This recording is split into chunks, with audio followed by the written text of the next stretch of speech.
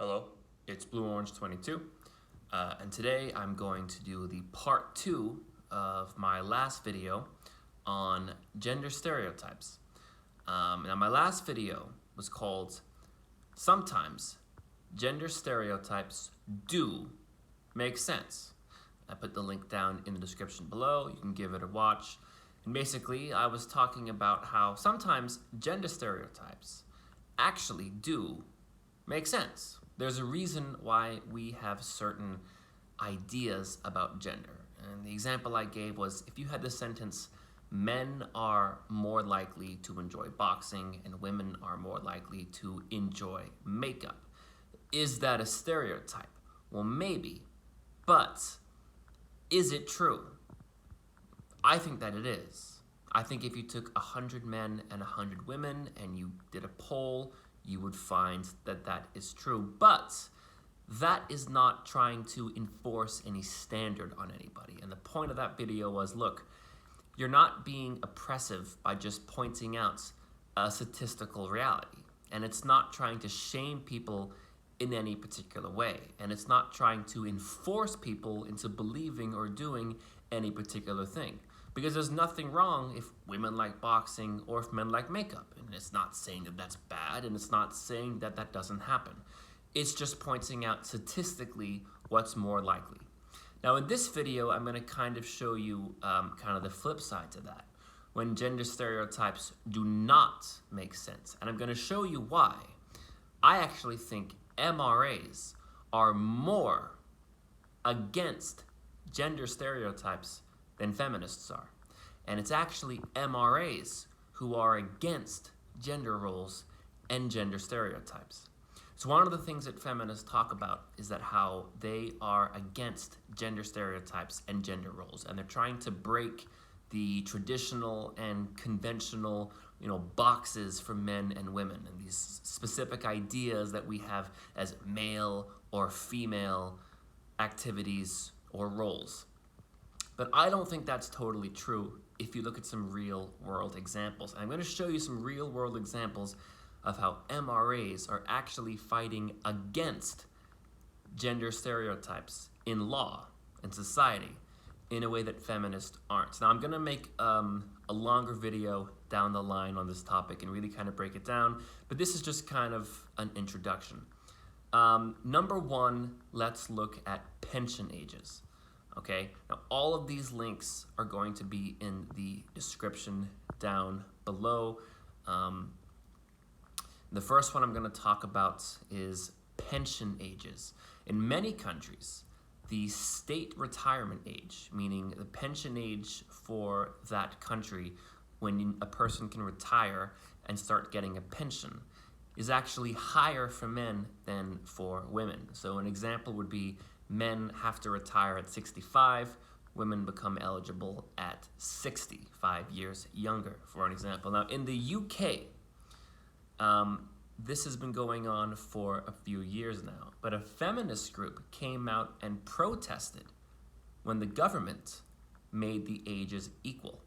Right now in the UK, the age for men and women is being moved to be equal, and feminists came out and they protested saying it wasn't fair to make women work as long as men because those women were tired, and tired was actually what they said. The women were tired working that old, which was like, wait a minute. If women and men are equal and equally capable, you're saying that men are able to work that long but women can't? Which is completely hypocritical and just makes no sense. So that would be an example of feminists kind of defending a gender role of men working and women not working. The second one would be conscription, which is forced military service.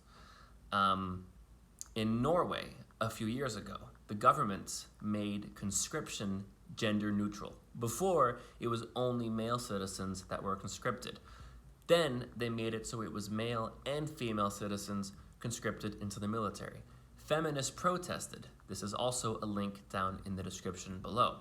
Feminists protested this decision, which is very interesting because basically what they were saying is they're okay with men being conscripted into the military, but it's unfair to do it to women too. Wouldn't that be an example of enforcing a gender stereotype? A third example in India is laws on sexual assault and rape. Currently in India, it is not against the law to sexually assault a man. It's literally, the law on rape is written in such a way that men are actually excluded in the language of protection. This is also a link in the description below.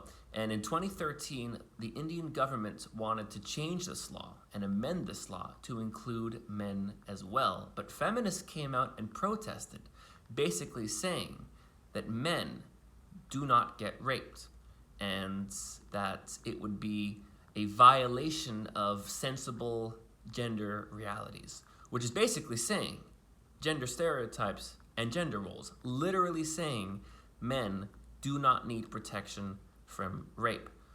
What would you call that if not enforcing gender stereotypes?